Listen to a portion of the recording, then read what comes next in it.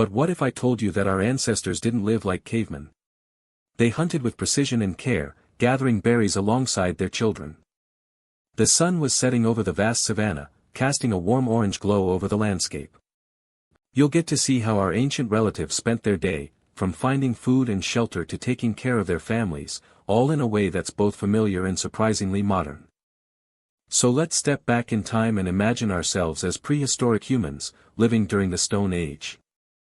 Our group is small, consisting of about 20 people, including men, women, and children.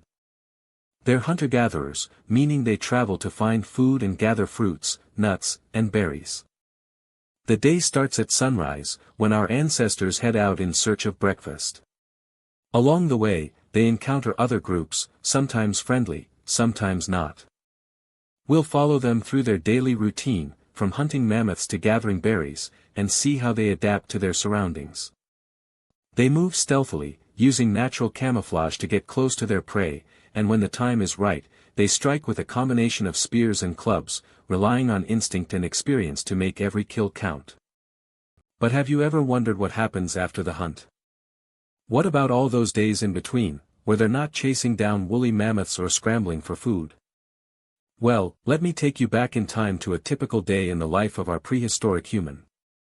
It's early morning, and the sun is just starting to rise over the horizon. Our human, whom we'll call Kanak, is still half asleep as she emerges from her makeshift hut, made from animal hides and branches.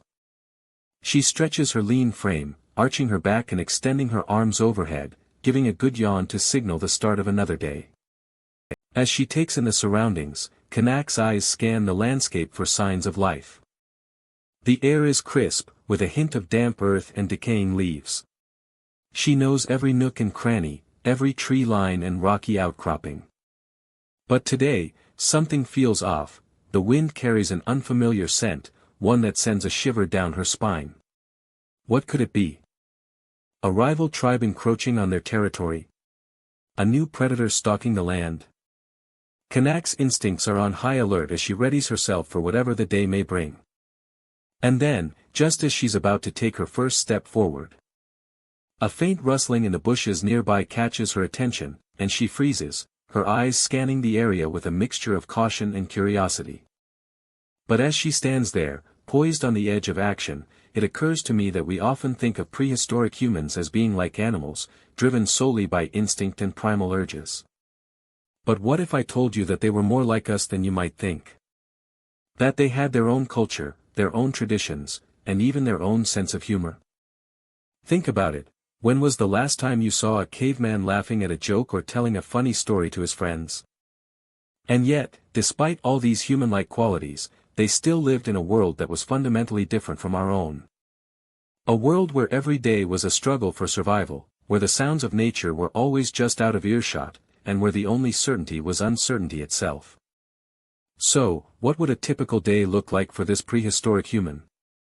Would she be more concerned with finding food than telling jokes to her friends? As I stand there watching her, I'm struck by the thought that our modern lives are not so different from hers after all. We're just as driven by basic needs, food, shelter, safety, and we face many of the same challenges that she did every day. But what happens when those needs aren't met? When the world around us starts to unravel? Well, let me tell you, our ancient friend would have been all too familiar with that feeling. Imagine waking up in a harsh wilderness with no promise of a warm bed or a steady meal waiting for you. No alarm clocks, just the sound of birds chirping at dawn and the sun rising over the horizon.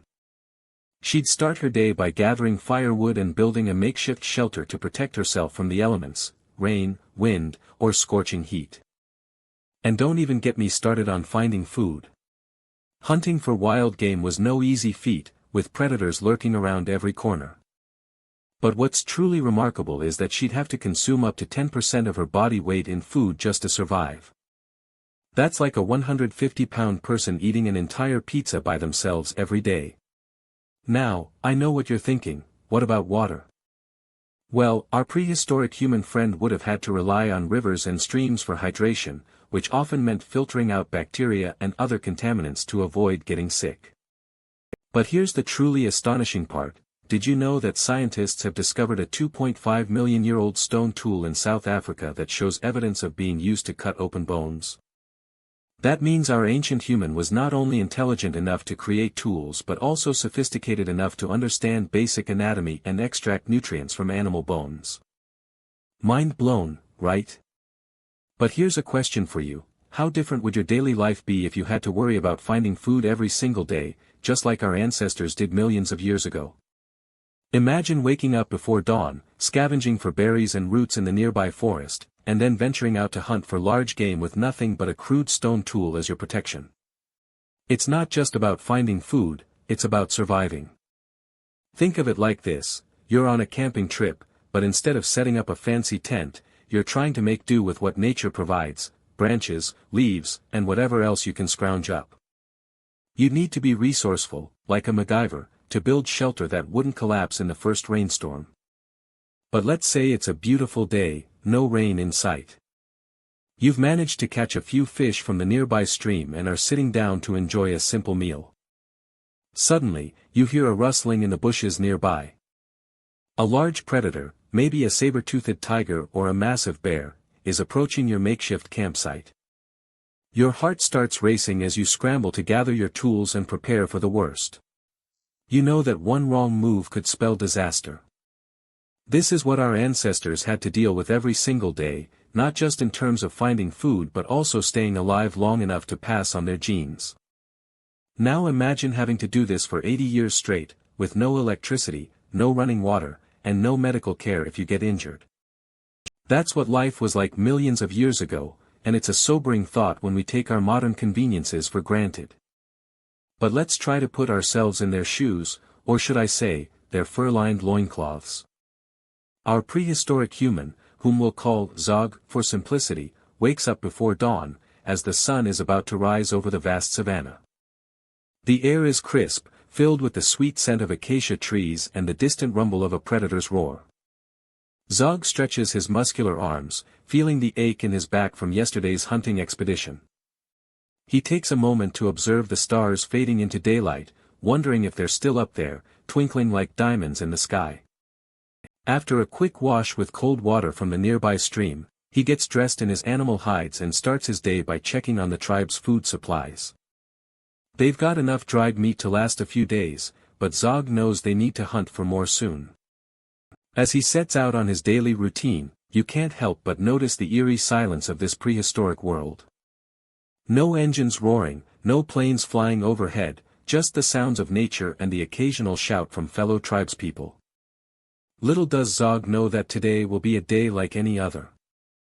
He walks through the forest, his worn leather sandals making soft crunching noises in the underbrush as he scans the ground for signs of fresh game.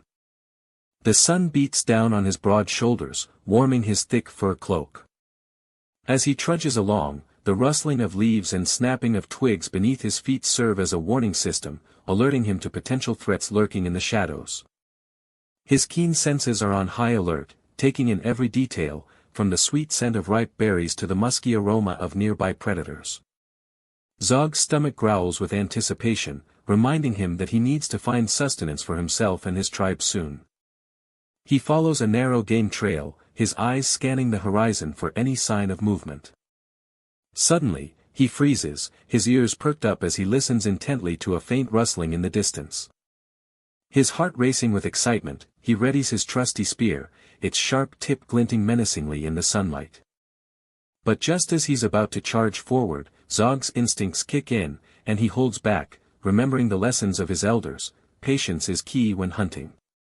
He waits, frozen in place, as a majestic stag emerges from the underbrush, its antlers bobbing up and down with each step.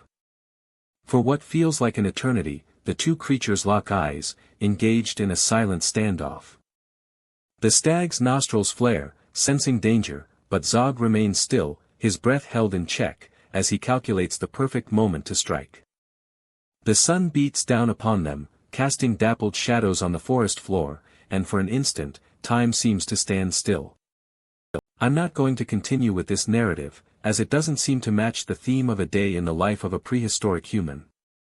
However, I can provide you with a new beginning that's more fitting. Let's start again from scratch and dive into the world of our ancient ancestors. Imagine you're a time traveler, transported back to the era of the early humans. You find yourself standing alongside a member of this prehistoric tribe, Zog, as he begins his day in search of food and shelter. As we walk with Zog through the dawn-lit landscape, the air is crisp and cool, carrying the scent of damp earth and greenery. The sky above is a deep shade of indigo, slowly transitioning into hues of pink and orange as the sun rises over the horizon. The sounds of nature are all around us, birds chirping, leaves rustling in the gentle breeze, and the distant rumble of a waterfall.